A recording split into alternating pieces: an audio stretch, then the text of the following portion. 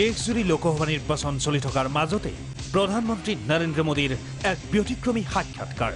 দেশজুৰি সম্প্ৰচাৰিত এই সাক্ষাৎ গ্ৰহণকাৰীও ব্যতিক্ৰম।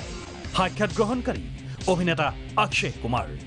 আৰম্ভণিতেই অক্ষয় কুমাৰৰ ঘোষণা, ই এক অৰাজনৈতিক সাক্ষাৎকাৰ। मैं कोई पॉलिटिकल क्वेश्चंस नहीं लाया हूँ। मुझे जानना है कि as a person, as a human being, एक इंसान के नाते हमारे जो प्रधानमंत्री हैं वो कैसे हैं, क्या खाते हैं, क्या बातचीत, मतलब उनकी पूरी दिन में जो सब चीज़ें होती हैं, मतलब पॉलिटिक को छोड़ के। সাক্ষাৎ আৰম্ভ আমৰ প্ৰসংগৰে। প্ৰধানমন্ত্ৰী নৰেন্দ্ৰ মোদীয়ে আম খায়নে? मेरा ड्राइवर है, उसकी बेटी, उसने मैं उसको पूछ रहा था कि बेटे तो अगर नरेंद्र मोदी जी को, हमारे प्रधानमंत्री को कोई क्वेश्चन पूछना चाहेगी तो क्या पूछना चाहेगी?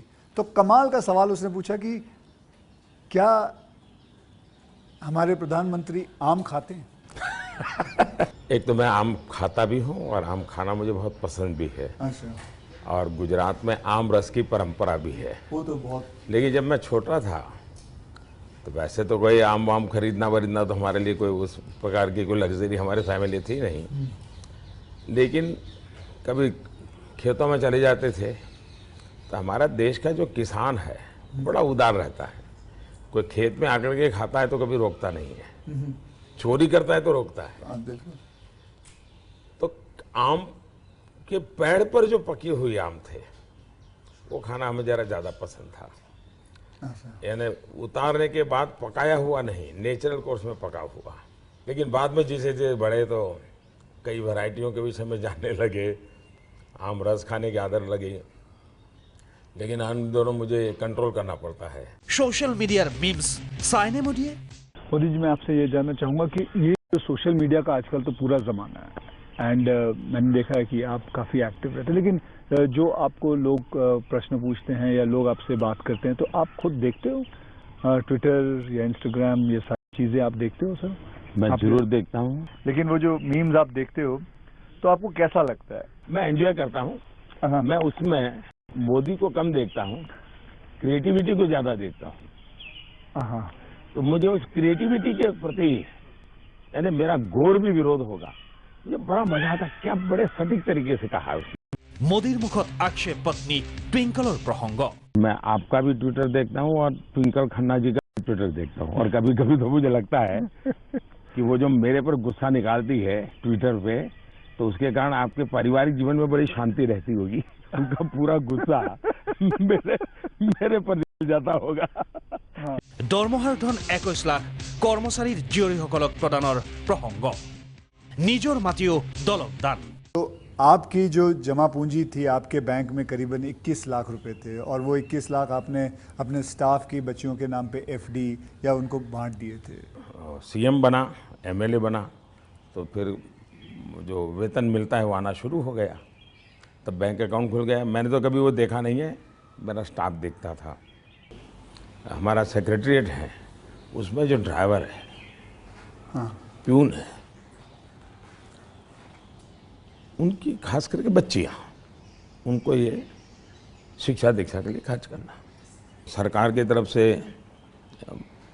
एमएलए को एक प्लॉट मिलता है, पैसों से मिलता है लेकिन कम खर्चे में।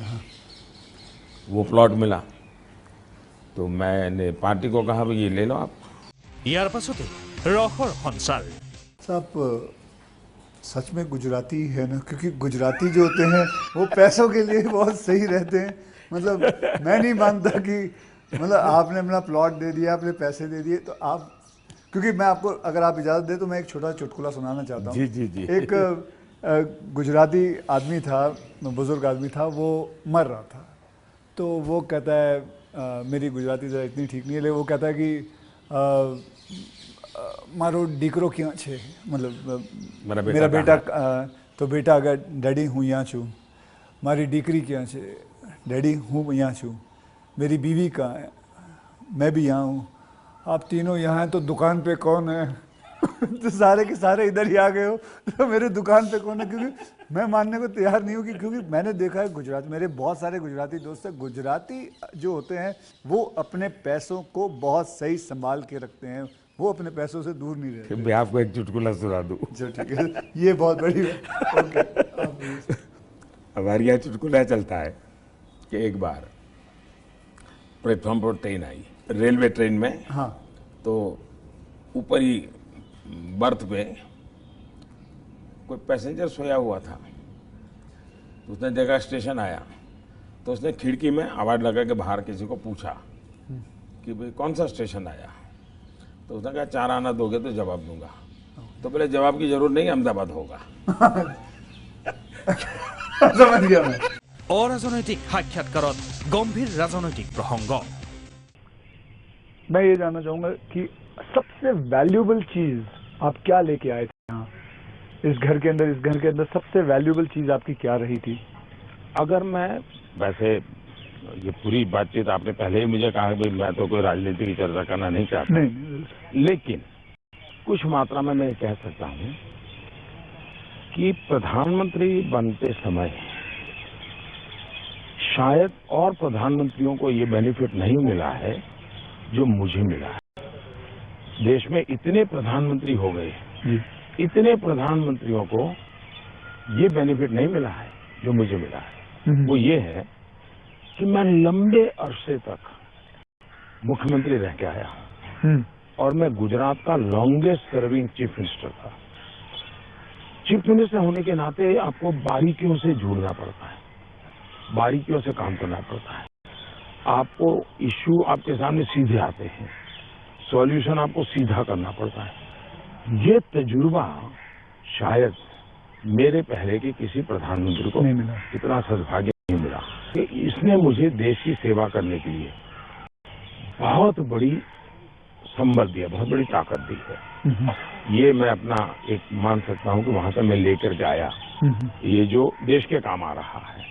এনেদৰেই ব্যক্তিগত জীৱন হাঁহি ধেমালিৰ পৰা গম্ভীৰ বিষয়লৈ বহু বিষয়ে স্থান পালে এই সাক্ষাৎকাৰত। News desk, Prag news.